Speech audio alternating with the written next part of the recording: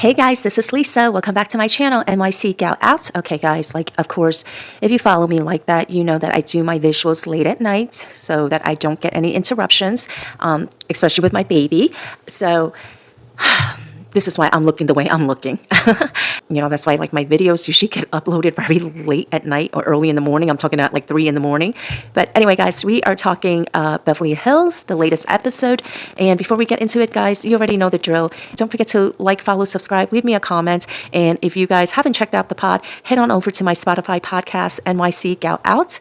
And, give me a follow, listen to a couple of episodes, leave a rating, leave me a comment, all that good jazz. It really helps me with my audience. It really helps me with my analytics. And guys, I say this all the time. It is a great free way to support your favorite content creators, not just me, but other content creators also. Okay, guys, let's get into Beverly Hills. How do you guys feel about Annemarie? She comes in hot with Sutton, and it feels a little weird, and it's making her just look like, okay, well, why the hell is this newbie that nobody really knows, why is she coming hot like that? And it seems like she's up Kyle's ass. By now, I'm sure we all know that even though it's not a scripted show, that these Bravo reality shows are very much produced. You have these producers saying, come on, you need to bring this up. You need to talk about this. You need to confront her about this. You need to go to dinner with her on this. You need to go shopping with her for this. So it's even though it's not scripted, it is heavily produced. So it might as well be scripted. So Sutton has her store for 4 years. And, she's having a 4-year anniversary, and I feel bad for Avi. I do. I feel like she much rather Avi be her butler than actually be her manager. And when Avi was trying to be more of a manager, I guess, trying to manage her, she seemed like she was annoyed. She's like, stop. You need to stop. I didn't like it. I felt like she didn't, she's giving him the title of manager because I think she doesn't want to say, well, there's an opening and I'm looking for a butler. I mean, at this point, she should have just called him a personal assistant because I think a personal assistant would have a better title than whatever it is that Avi does for her. And I hope he gets paid well because I really do feel like he gets her drinks. He brings the food to her.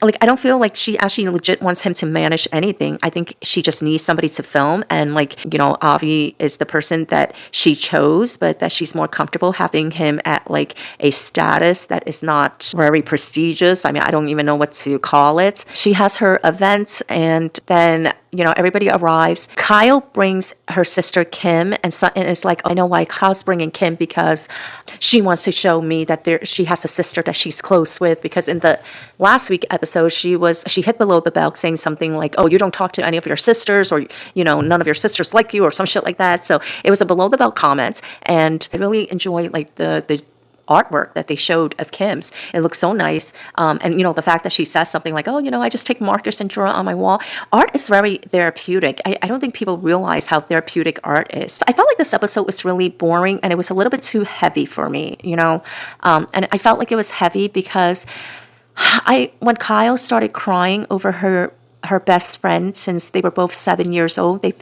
known each other since 2nd grade, and this woman was so important to her that she left her in her will. Her friend had committed suicide and taken her own life. When I saw that episode and Kyle was crying, it was so sad. I felt really bad for Kyle, and I don't even think she really cared about the whole Mauricio thing. And then people were saying that Kyle stopped drinking because she was so embarrassed by last season, how she acts when she was drunk. I think that has a little bit to do with it, but I don't think that is the whole entire picture. I think her friend's passing was more of why she quit drinking. I feel like the fact that Sutton is saying stuff like, well, she's working 6 hours a day at the gym. She's not wearing her ring anymore. She quit drinking. It's I don't know. I'm starting to look at Sutton a little weird because you don't want people to allude to you having a drinking problem, but you seem to have no problem alluding to there's being something wrong with Kyle because she doesn't want to drink. But I feel like, what if Kyle is just going through a depressive episode? I mean, she's going through the grief of losing her best friend for over 40 years. So I don't know if Sutton's just trying to get screen time or what, but I feel like she is deliberately trying to get under Kyle's skin. And, she's doing a little bit too much of the Miss Georgia Peach act. But now it's just a little bit too driving Miss Daisy, it's giving me that weird ass, look, I lived in Georgia. Okay, I did not like living in Georgia. That's no shade to the people of Georgia, but like if we were to live in Georgia again, I would definitely live on post. I did not like living off post in Georgia, and I don't know, like Sutton, she's starting to give me like this weird like Miss Georgia Peach vibe. Then she went into like this whole thing about esophagus, and Annemarie and her were going into it about esophagus, and I don't know what the fuck, like what does it even matter? I think Annemarie was like just trying to be loyal to Kyle and just be like, you know, you're not making any sense. And because I don't think Kyle and Sutton are very close. I don't think they're even friends like that. So Annemarie, she was probably, you know, she probably felt like she was being a good friend to Kyle.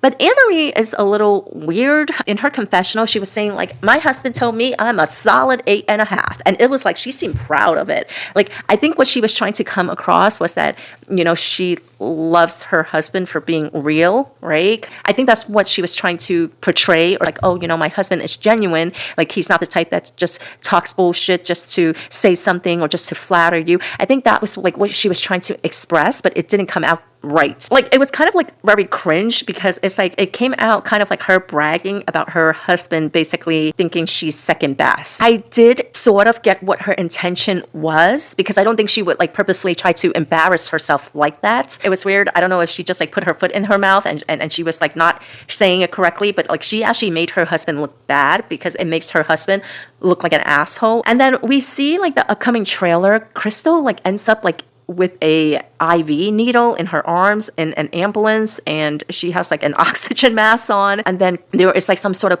telephone call or confrontation where Crystal says something like, oh, she told me she was a doctor, not a nurse. She's talking about Annemarie, where she says, oh, you know, she told me she was a doctor, not a nurse, and all this other stuff. And, you know, then there's this like shit going on with Mauricio and Kyle. I mean, I don't even really care like what the fuck is going on with Mauricio and Kyle, because like by now their marriage is over. They've already announced that they are splitting up this summer, so everybody already knows it. And it's kind of like, you know, at this point, I really don't care why they're splitting up or what made them split up. Like, it doesn't really matter to me if, like, you know, he cheated, because there's been rumors going around for so many years that Mauricio has cheated on Kyle. So at this point, unless they're coming out and telling me that Mauricio cheated with Dorit, I don't care, like, you know, or unless they're telling me that like Mauricio is like a closet gay and he cheated on Kyle with like freaking PK, I really don't care. Like, it is not that interesting to me. At this point, I don't really care like why Mauricio and Kyle are separated. Like, I don't fucking care. I don't care.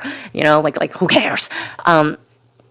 So yeah, there's that. And then like, whatever's going on with Dorit and PK, I'm not even sure. But anyway, Dorit, she like went over to Crystal, and that scene was funny because Crystal was just like so like straight face, and she was like, you hear it happening to others. You never thought it would happen to you, but it finally happened to me.